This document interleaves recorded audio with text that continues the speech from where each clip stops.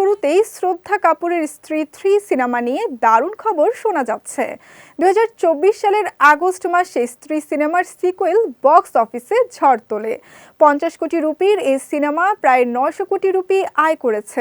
এবার সেই ব্লকবাস্টার সিনেমার তৃতীয় কিস্তি আসতে যাচ্ছে। এই সিনেমায়ও শ্রদ্ধার সঙ্গে দেখা যাবে রাজকুমার রাওকে।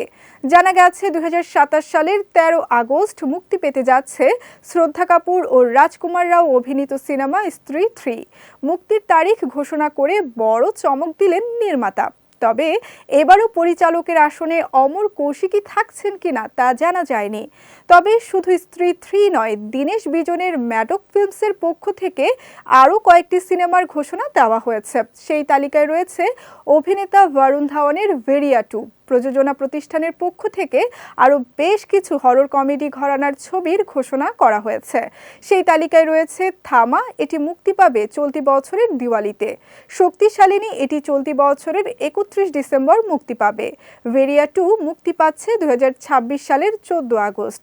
2027 সালের আগস্টে স্ত্রী 3-র পাশাপাশি 24 ডিসেম্বর মুক্তি পাবে মুঞ্জিয়ার সিকুয়েল মহা মুঞ্জিয়া। অন্যদিকে 2028 সালেও এ প্রযোজনা প্রতিষ্ঠানের পক্ষ থেকে দুটি সিনেমা মুক্তি দেওয়া হবে। মহাযুদ্ধ মুক্তি পাবে 11 আগস্ট ও দুসরা মহাযুদ্ধ ওই বছরের অক্টোবর মাসের পূজার মৌসুমে। 2025 সালের দ্বিতীয় দিনে ম্যাডক ফিল্মস ঘোষণা করেছে তাদের আগামী 3 বছরের সিনেমা মুক্তির পরিকল্পনা।